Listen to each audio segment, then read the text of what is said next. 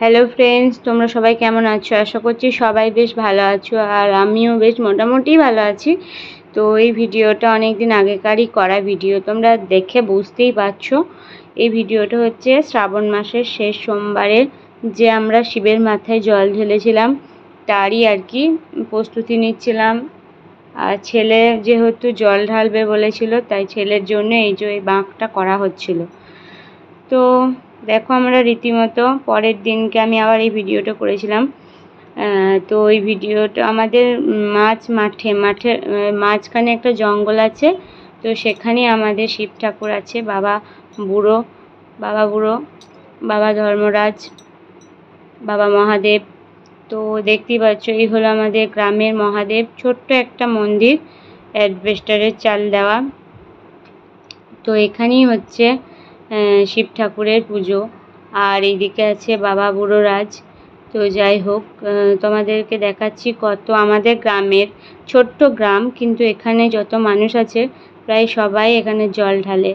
তো এরা সবাই কাটোয়া থেকে জল এনেছে, হেঁটে হেঁটে পুরো রাস্তায় পুরো হাঁটতে হাঁটতে প্রায় একদিন লেগেছে আস্তে আস্তে। তো এখানে মেয়ে বউ অনেকজনই যায়, এবারে সেরকম খুব কম জন গেছে।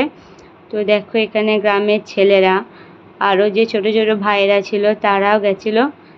তারা আর এত বড় দেখো, ত্রিশূল দিয়ে যেরকমভাবে এখন সবাই সাজাচ্ছে, ওদেরও সেরকমভাবে মন আর কি, যেরকম সাজিয়ে টাজিয়ে নিয়ে যাব। তো ওরাও সেরকমভাবেই সাজিয়েছিল। তো আমার ছেলেরও খুব ইচ্ছে ছিল যে আমিও জল ঢালবো, তাই আমার দাদাও কাটোয়া গেছিলো। তো এখান থেকে আমাদেরকে দিয়ে গেছে একটু জল, আমাদের বাড়ির পাশ দিয়ে যেহেতু পেরিয়ে যেতে হবে, তাই দাদা একটু দিয়ে গেছে জল। সেই জলটাই আজ আমি আমার ছেলে দুজন মিলে ঢালবো বাবা বুড়োরাজকে, বাবা মহাদেবকে। তো এই জল ঢালার আগে প্রস্তুতি নিচ্ছি আমরা। আর ছোট ছোট বাচ্চা ছেলেরা তারাও দেখো কি সুন্দর তাদের মা বাবার সাথে এসেছে জল ঢালবো বলে। এখানে গ্রামে প্রায় সব বউরাই মেয়েরাই এসেছে। আর এই যে মন্দিরটা দেখছো, এই মন্দিরটাকে 7 বার ঘুরতে হবে। অনেকটাই জঙ্গল, তারপরে কি বলতো শামুক ভাঙা এগুলা ছিল অনেক রকমের, বুঝতেই পারছো জঙ্গলের মধ্যে মন্দির হলে যা হয়। কিন্তু আমার ছেলেকে আমি বারণ করছিলাম, তুই ঘুরতে পারবি না, আমি ঘুরি। তো আমার ছেলের মনের অদম্য ইচ্ছা আর বাবা তারকনাথের আশীর্বাদ, বাবা ভোলানাথ মহেশ্বরের আশীর্বাদে ও কিন্তু 7 পাক ঘুরতে পেরেছে। আর দেখো কি সুন্দর জল ঢালছে, আমি দেখে সত্যি অবাক হয়ে গেলাম। আর আমি যখন এডিট করছি তখনও আমি অবাক হয়ে যাচ্ছি। সত্যি আমি মা হিসেবে সত্যিই গর্ব এরকম একটা সন্তান পেয়ে, কারণ সত্যি আমার ছেলে কিন্তু সত্যি এই দিক থেকে খুবই ভালো। ঠাকুর দেবতা বলে এখন ছেলেরা সব নাস্তিক হয়, কিন্তু জানি না বড় হলে কি হবে। ওর মধ্যে প্রচুর পরিমাণে ভক্তি আছে, আর সম্মান দিতেও জানে বড়দেরকে।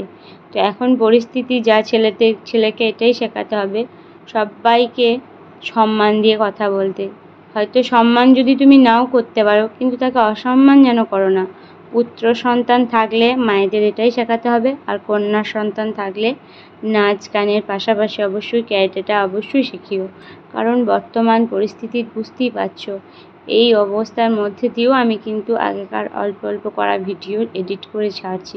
হয়তো এখানে আমার ভয়েস দেওয়ার কথা অন্যরকম, কিন্তু আমি দিচ্ছি অন্যরকম। কি করব, মন মেজাজ খারাপ, কিন্তু পরিস্থিতি যাই হোক না কেন কাজ তো সবাইকে করে খেতে হবে, তাই না? বসে থাকলে তো হবে না। তো চলো, আজকে ভিডিওটা এই পর্যন্তই রাখলাম।